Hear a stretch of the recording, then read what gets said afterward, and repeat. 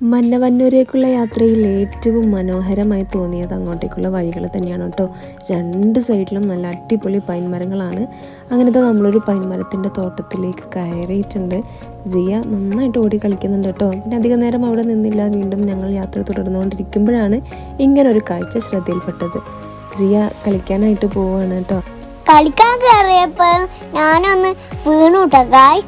ഞാൻ വീണെന്ന് ആരും കണ്ടില്ല ഗൈസ്, ഇമ്മച്ചി മാത്രമേ കണ്ടുള്ളൂ.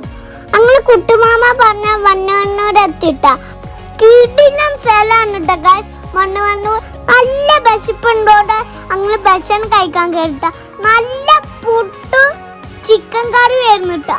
കിടിലം വയർ നിറച്ച് തിന്ന് ഗൈസ്. ഞാൻ എല്ലാവർക്കും ഫുഡ് ഇഷ്ടപ്പെട്ടു. ഉമ്മച്ചിക്ക് ഇഷ്ടപ്പെട്ട ചായ ആണ് കേട്ടോ. അങ്ങനെ ഇതാ ചായ കൂടി എല്ലാം കഴിഞ്ഞ് ഞങ്ങൾ വീണ്ടും യാത്ര റീസ്റ്റാർട്ട് ചെയ്തിരിക്കുകയാണ് കേട്ടോ. അടിപൊളി കാഴ്ചകളാണെങ്കിൽ നിങ്ങളെയും കാത്തിരിക്കുന്നത്.